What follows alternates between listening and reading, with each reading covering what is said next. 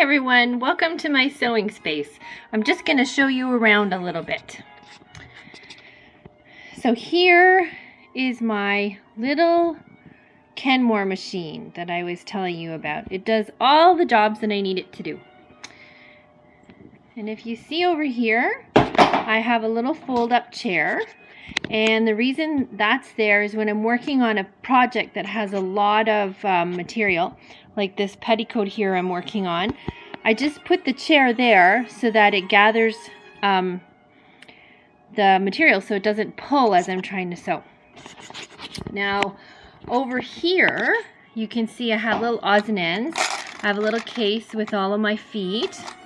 I have some different things here that aren't important. Piece for my sewing machine, clippers for my nails in case there's any edges that I don't want to catch on the material, and a little extra spool of thread for when I change colors. All right, now this here is a drafting table that I picked up off of Kijiji for free. And up here I have my tracing paper for when I make a pattern, and I have my ongoing projects here. I'm going to be making a pair of pajamas for my little nephew who made me that cute card for my birthday, and some other projects here.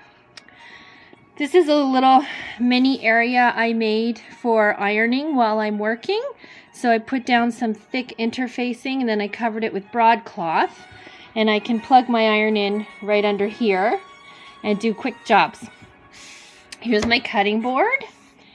I love using my cutting board. I use it all the time. It's self-healing, and I use it with my roll cutter, which is over there. This is my current project that I'm working on, so I try to keep everything together, neat and tidy. This is my unconventional tailor's ham. Okay, I just turn them over and I use the bum. It's I probably should get a better tailor's ham, but there you go. And this is my sleeve press. You can also bring it forward and again use it for ironing small projects without taking out the big ironing board. All right, put that stuff back. It's important to have good lighting. I have my little piano light here that I turn on when I need to see what's going on better. And I have this lamp here. We're doing some renovations, so just ignore if you see masking tape on the wall. Over here, I keep all my couture examples as well as some cute little cards that some of my students have made. So we've got the bias seam, the buttonhole, enclosed zipper, some darts. Here we have my friend Gertie, and she's wearing a little dress right now that I'm working on for my children's class. Underneath, I keep my stool for hemming, as well as a bunch of wires and things like that. Here in this box I have my the dress that goes with that petticoat and this pattern. So I try and keep everything in one spot so I don't get confused. I also have all the extra things that I don't use very often. So stuffing, okay, curtains that I'm supposed to be hemming for my son, and various other things. Coffee, very important.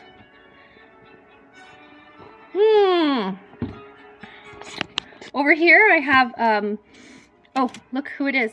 Hello. I have a place for my books, and this binder here holds patterns that I find online, or patterns that I've adjusted, or patterns that I've made. Here are my commercial patterns and things that I've cut out, and this is on a piece of Bristol board so it doesn't get ruined. You can also put your patterns, reinforce your patterns with interfacing. I have varying degrees of quality in different threads. So if I'm just working on something, just I'm experimenting, I use my dollar store threads. Then they get a little better, and then I have my nice Scooterman threads for things I know I'm going to do.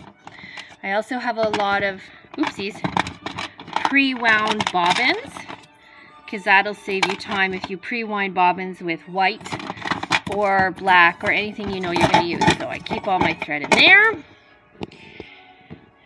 This is odds and ends, embroidery, elastic, little pieces of, you can see a little piece of lace hanging out. Here's a beautiful pin cushion that one of my students gave me. What I do is one side I keep my regular dress pins on this side, and on this side I keep my pins for knits. So we'll be talking about the difference between ballpoint and regular pins, okay? Ballpoints just aren't as sharp, so they don't ruin the fabric in a knit. Here is my bag of tricks, all my little extra pieces that are still big enough to do something fun with. So you get a lot of elastic there. I hang my cutting stuff on the wall, as well as my curves, and I have that there for now, even though it's not finished. But when it's finished, it's going to look great, right? Here is my traveling sewing bag that we're actually going to be making one. Zipper. You never know when you're going to need tape to work on a pattern. Hand cream, because really, who wants dry hands? Seam gauge.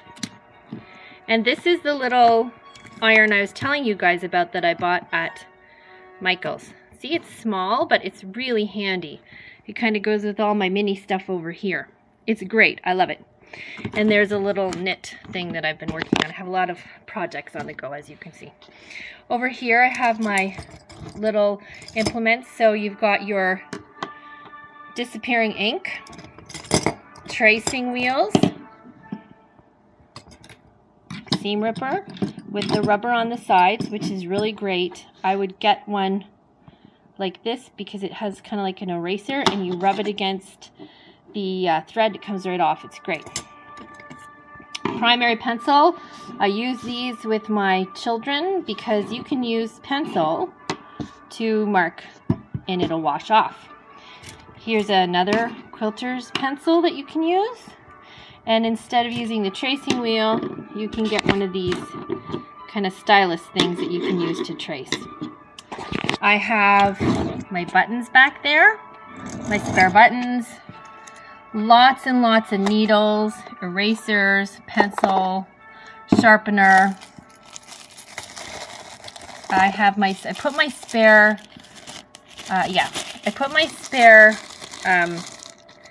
wheels in a plastic bag, and I roll them up because I find they fall out of the box, so I keep them nice and safe so they don't hurt anybody, but I still have them. In here I have all my extra pins and needles. I wanted to show you guys some of these. Should have had them ready. So it's really good to have safety pins around. Oh, and here's some little candies one of my cute little students gave me. So this wedge here is for leather and jeans. But darn, this one here I wanted to show you too. If you really want to go crazy, you can get yourself a basting needle when you're doing your hand basting. It's just a little bit longer. But you guys have all of that in the papers I gave you last week. Yeah.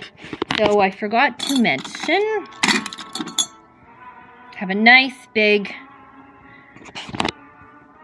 safety pin for pulling things through like this. So when you want to pull the thread through or the ribbon through, you put a safety pin on the end, you pull it through. Makes it much easier to find the end of the safety pin than the end of the ribbon. I don't know what else. It's very important to have your broom nearby because you never know when you're going to have pins on the floor. And some nice music to keep you calm. And also, very important to have your little helper. Right, Sadie? You my little helper? There you go. So that's my sewing area. Thanks for stopping by.